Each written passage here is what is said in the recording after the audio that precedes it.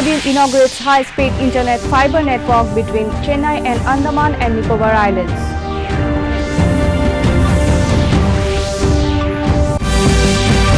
Assam to have its 34th district as Bajali subdivision to be upgraded into full-fledged district.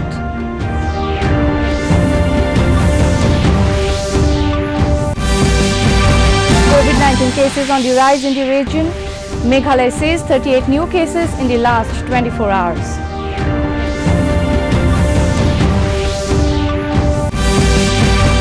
Newly appointed State Information Commissioner and member of APS is sworn in at Raj Bhavan.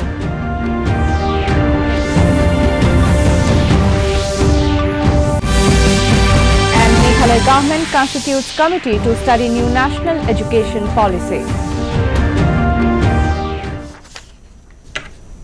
Good evening viewers, welcome to the Northeast News Bulletin. This is Satwari Bhuya, now with the details.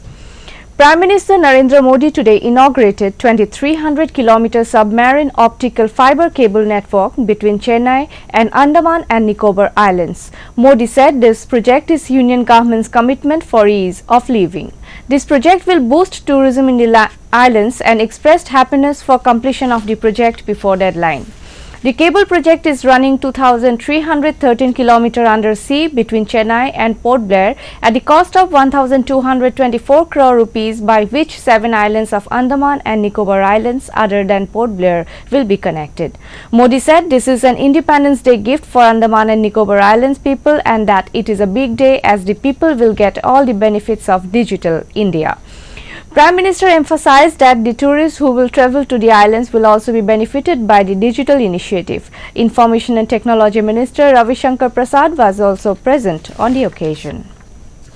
Cable बिछाने का ये काम समय से पहले पूरा करना ये अपने आप में बहुत प्रशंसनीय है। मुझे खुशी है कि सारी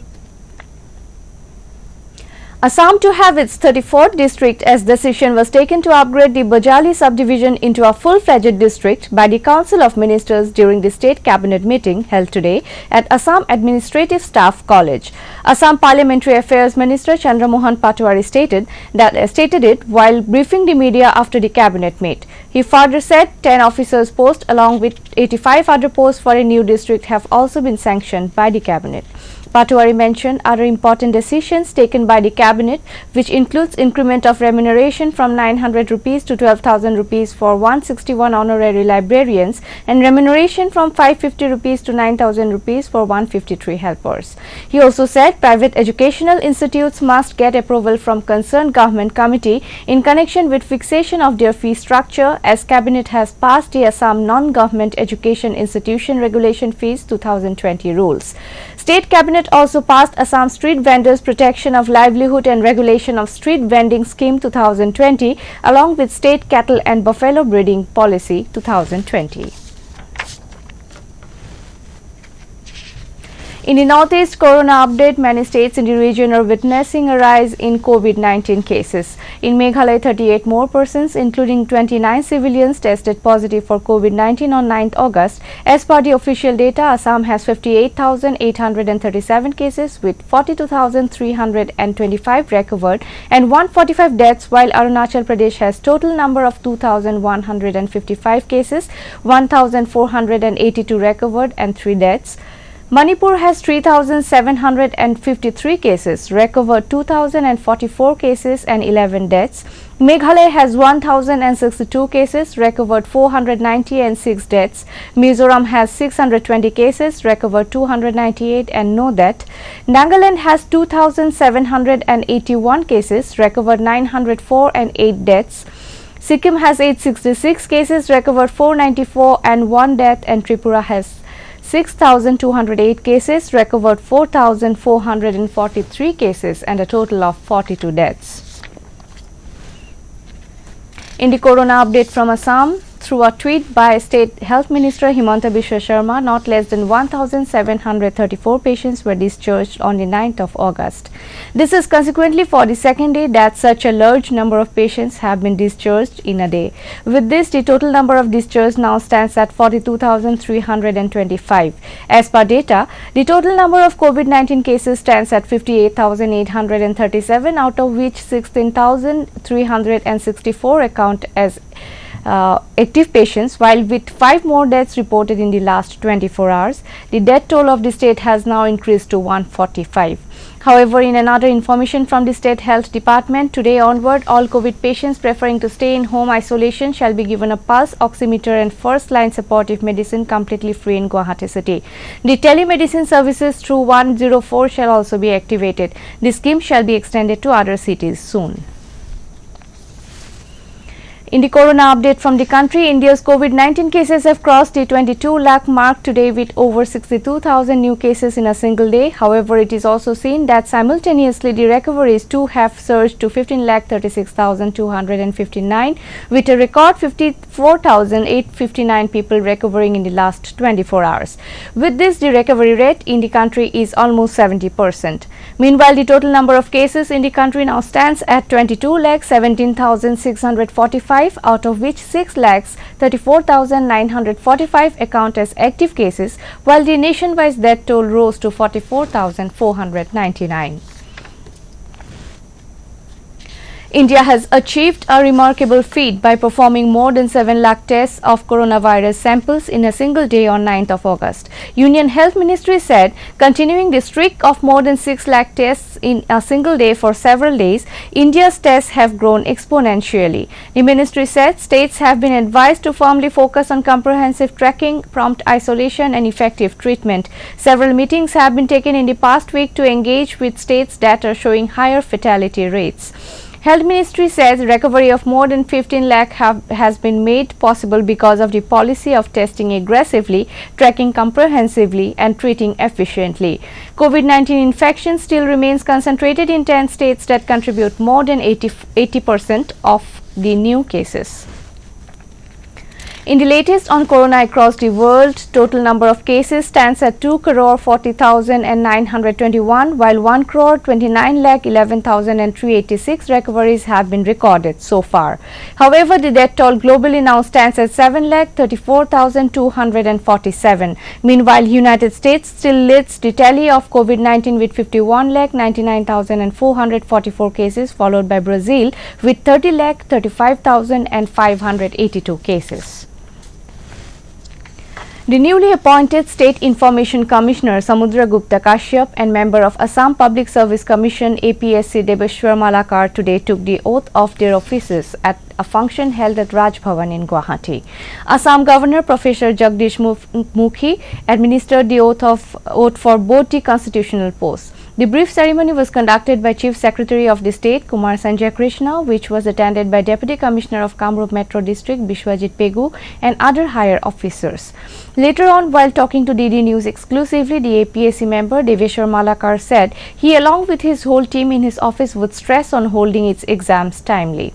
Samudra Gupta Kashyap, the newly appointed State Information Commissioner, also expressed that his priority would be to create awareness about the Right to Information Act amongst the people as well as the officers of the state government too.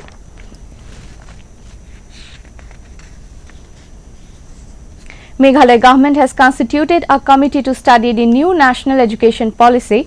Informing this, Meghalaya Education Minister Lakshman Rimbui said that the committee would study various aspects of the policy and the challenges the government might face while implementing it. The implementation of the policy expected to see major challenges in the state, while the Education Department is contemplating to deal with. Rimbui felt through this policy, the centre wants to prepare students in such a way so that they can meet any future challenges easily. In a function today, Assam Chief Minister Sarbananda Sonowal distributed appointment letters to 65 number of Assistant Engineers Civil at the Water Resource Department. State Water Resource Minister Keshav Mahanta and many other senior officials of Water Resource Department were present at the occasion.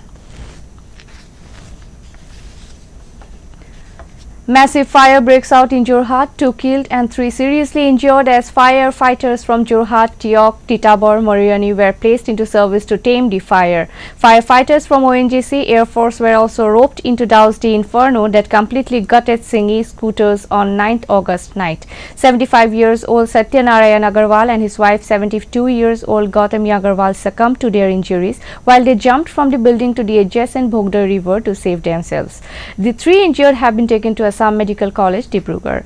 Though the cause of fire is yet to be ascertained, the situation at present is under control. The loss caused by the massive fire in the heart of Jorhat city is yet to be assessed. A considerable amount of respite has been witnessed by Assam regarding the flood situation, while 76 villages in 4 districts of Dhemaji, Lakhimpur, Baksa and Morigaon still continue to remain under the impact of flood waters. PM Narendra Modi today held a video conference with chief ministers of 6 states and took stock of the overall flood situation, where Assam Chief Minister Sarbananda Sonowal apprised Modi about relief and rescue measures taken in the state. As per today's flood reports prepared by Assam State Disaster Management Authority, the only river flowing above danger level in the state is the Brahmaputra at Nimati Ghat, Jorhat, whereas even now around 8,456 people still remain affected by the floods. The death toll due to flood remains constant at 110, with only 73 people taking shelter in one flood relief camp in the state.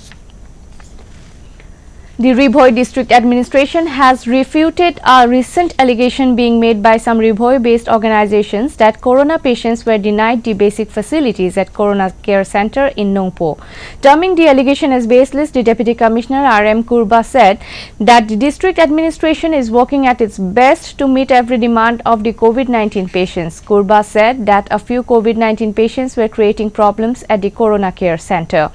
Good hygienic food, fruits and other essential requirements were provided to the patients, she said. Referring the case of those people from Ribhoi district who had gone to attend a wedding ceremony at Greenwood Resort, Khanapara, Assam, the DC informed that the district administration had already filed FIR against 9 attendees. To end the news, the headlines once again. Prime Minister Modi inaugurates high-speed internet fibre network between Chennai and Andaman and Nicobar Islands.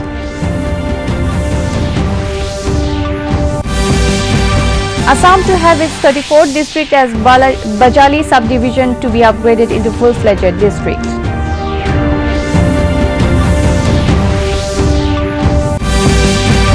COVID-19 cases on the rise in the region. Meghalaya sees 38 new cases in the last 24 hours.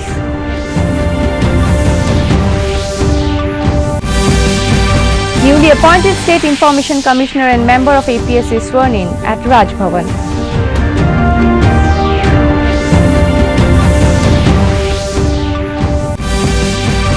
And Meghalaya government constitutes committee to study new national education policy. That brings us to the end of this evening's bulletin. Thank you for tuning in. Namaskar.